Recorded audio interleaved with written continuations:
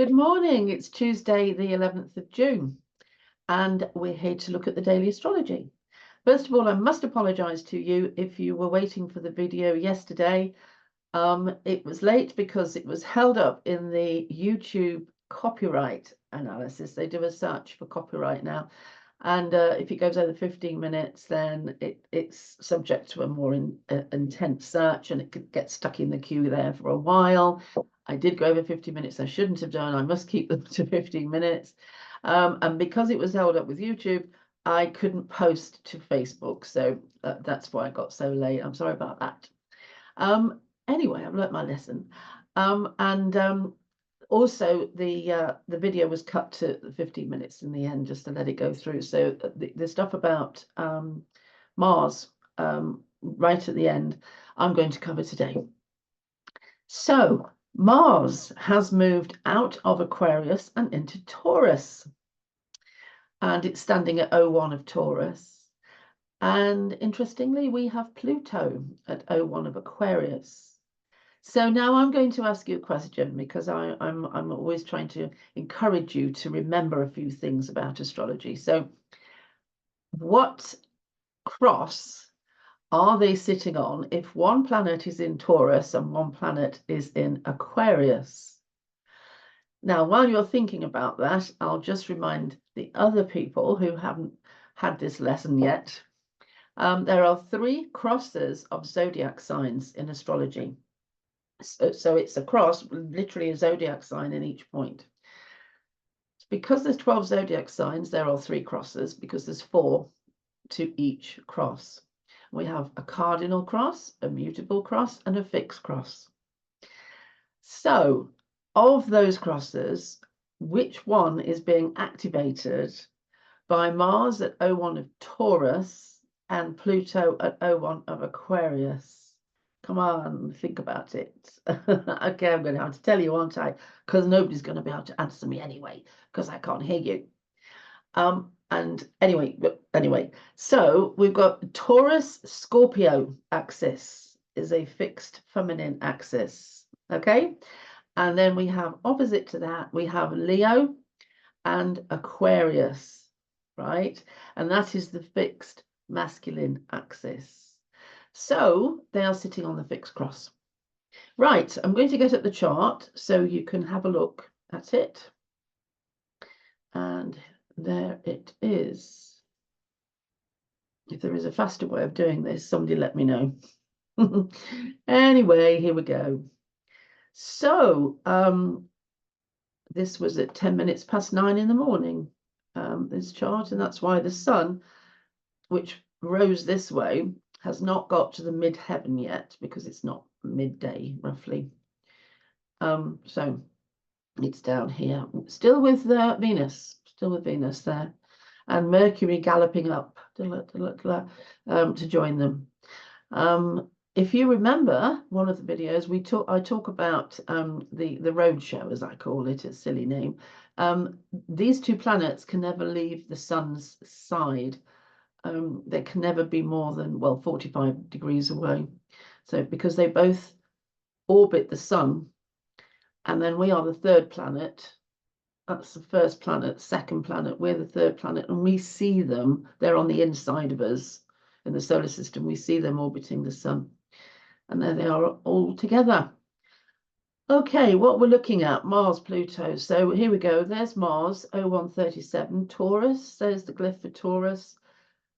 Pluto 0145 of Aquarius. There's the glyph for Aquarius. There's a little R there that looks like the R that we get in the UK, in England, on prescriptions. Remember, we used to get written prescriptions. We used to get that R there. Anyway, in astrology, it means it's going retrograde. So it appears as if it's moving back in the sky. It's not really doing so, just appears to.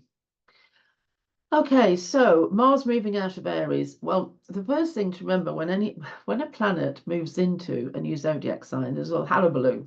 Woohoo! This is what this means. This is what this means. But nobody says, but where's it come from? Where's it moved out of?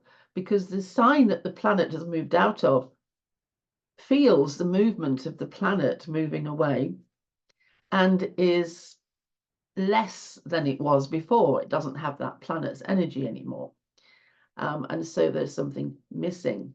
The energy of Aries then missing its ruler, after all, Mars, is less powerful, energetic, and in your face as it was before, because Mars has, well, left the building, as they say. Elvis has left the building. So Mars has left the building, and so Aries is now left with, we won't cover those, it's the North Node, is now left with two planets, Chiron and Eris, causing trouble. We've talked about them before, we will do again in the future. But how does Taurus feel then to have Mars suddenly arrive? Well, Taurus is, dare I say, a lazy sign? Could I say a tranquil sign? Fairly sedentary, likes to take things slowly, not be rushed, likes to stand in the meadow sniffing the flowers like the bull, isn't going to be moved. It's an earth sign. So whenever I think of earth, I know this is unkind, I'm sorry, earth signs, I always think of a bucket of earth in front of the fire. And I always ask myself, okay, how far is that bucket of earth going to move all by itself? And then I get, oh, this gives me an understanding of earth. Oh yeah, not very far, huh? That doesn't, yeah, but there is a reason why Virgo is a little more fidgety, but for a pure earth sign, you couldn't get better than Taurus. Anyway, so Mars moving into Taurus. Well, first of all, it's going to give Taurus a headache, like, oh, headache. This is a planet that tends to give headaches if it's going to do anything. It gives headaches or it gives irritable bowel, gut issues. Anyway, so any Taureans out there with a sun in Taurus or a lot of planets in Taurus, well, we're getting a headache. There's a lot of energy which comes with Mars. Taurus is a feminine sign. It tends to be pulling, it tends to pull in. It sticks. Taurus stays, right? It wins things by not moving. It doesn't win things by aggression. It just doesn't move. So when Mars moves in to the Taurus place, the Taurus room, if you like, the energy or the color of Taurus, then Taurus has got this energy thing going on. And Taurus doesn't like it. What? Stop, shut up, be quiet, leave me alone. What's all this energy stuff going on? And so Taurus feels quite, to start with, a little bit energized, a little bit, okay, what we doing? The energy to start with likes to come, well, the energy usually of Mars or Aries really likes to come out through the muscles, likes to come out through energy, which can drive the body. So what you should be noticing, you Taurian people, is you should be noticing that suddenly you want to dig the garden. I know, not a thing that you would do willingly normally. It's not true. Taurus loves nature, so maybe the garden digging isn't so bad. But anyway, you'll find that you energetically want to dig the garden, that you can't do anything else but dig the garden. I've just got to get in that garden and start digging. Or you'll be wanting to do anything energetically. And that's great use of Mars moving into your sign. Anything that you have been put off, that you have been putting off, you won't put off anymore, because Mars will get in there and you'll start buzzing and everything will have to be done. Well, that's good. So to start with, sleep's a little disturbed. It might be that your sleep gets filled with dreams, lots of activity, or it might be that keep waking up or you can't get to sleep or something like that. This will calm down after a day or two, but it's all to start with, you know what I mean? Like, okay, something's happened. Now, okay, so that's sort of basically covered, you know, just the basics. And what I want to do now is look at this square with Pluto. Right, the first thing that we understand is we've got a fixed cross going on. These two are on the fixed cross. This is the way your mind should go when you're thinking astrology.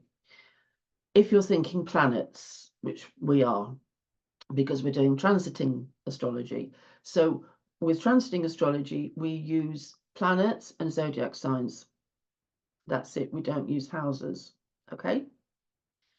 When you're doing a birth chart, it's a different astrology. It's sort of similar, but it's different because the two things most important in a birth chart are the houses and the zodiac signs. You can do a birth chart without planets. You can. I often do.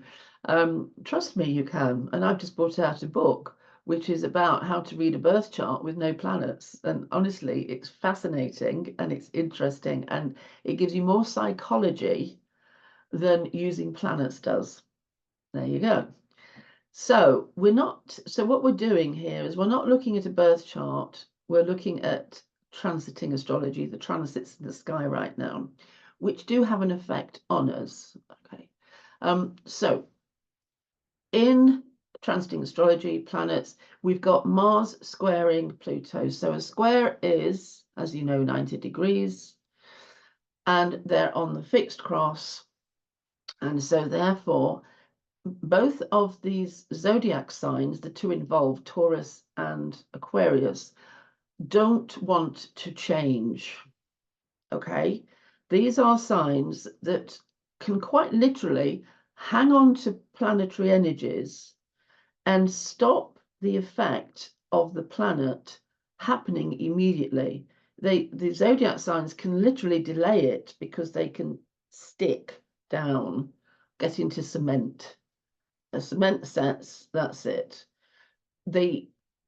Something has to happen eventually. The planet will eventually have a success or a movement. But to start with, the fixed cross zodiac signs can literally delay things because they don't quickly want to move. They don't want to move at all. So the Aquarius energy is kind of tussling away with Pluto at the moment and trying to make sense of that one.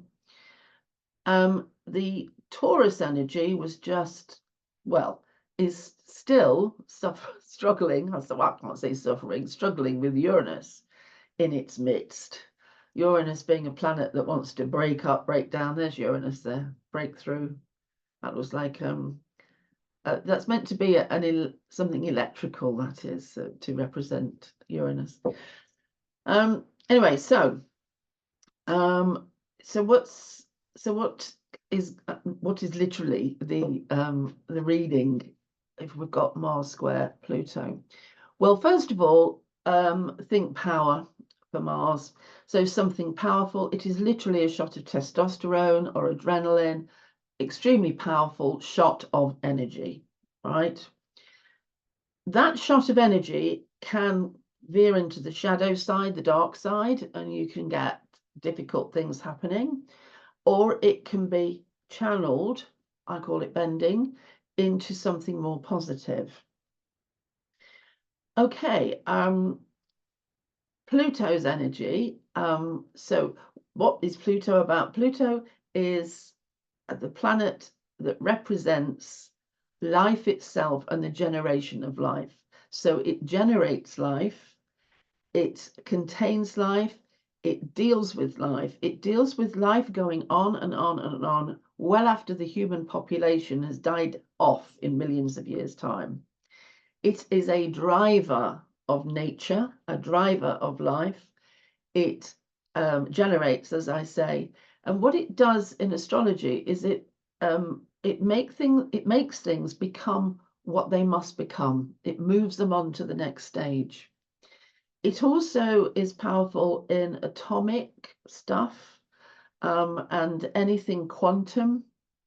It has the massive power of splitting the atom. It has atomic power, and it is an extremely powerful. It's like having a nuclear power station at your disposal.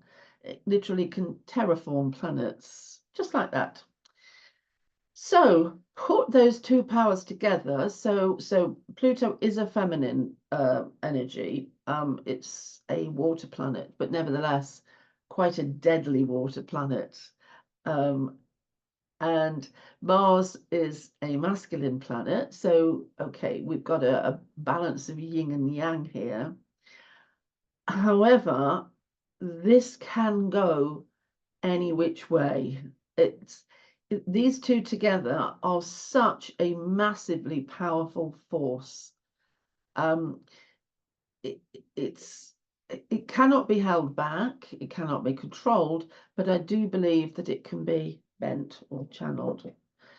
And what you can't do is stop it or get rid of it. You have to accept that you've got energy, and you have to do your best to give it a channel which suits you best. It can become subversive. It can become very underground, deep, dark, this kind of stuff. It can become quite violent, because if the energy has nowhere to go, then it just goes its own way, and the violence can just erupt. In the fixed cross, that just entered the zodiac signs, my thoughts and assessment is this won't happen as fast as now. I haven't looked at the news, so I should have done before I started, shouldn't I? Haven't looked at the news yet. If there's nothing in the news of a violent nature, then my thoughts are it's because of that fixity. It's dragging and it's holding this aspect back a little. However, the aspect will have its way eventually, so we may have to wait a couple of days to see what the result is. The fixed cross has not had big planetary movement in it for so many years, I can't remember. So to get big movement in the fixed cross like this is so new. I mean, I can't, it must be 30 years, something like that, since we last had this amount of power all collecting on the fixed cross. So it's time for the fixed cross to be put through the washing machine, if you like. The assessment of the planets, the revitalization, the process of going through the washing machine. It's time for it to happen, but there's old stuff, I think, to come up and be assessed. But the fixed cross is going to hang on to start with, so I'm not sure we'll get a result immediately. It's not like we're on the mutable cross where, hey, it just goes, it just flies. This stuff's, is a little bit more impenetrable. Okay, I guess I've done with that one, and that's fantastic, and I hope that was useful to you, and it was great to see you, and I'm going to see you again tomorrow, and you have a lovely day, and do something powerful. That's a good way. All right, now let's I need to stop sharing. There you go, stop sharing, Alison. And I will, yeah, like I say, it'd be lovely to see you tomorrow. And I hope everybody's good and well and everything. And that's fabulous. Okay.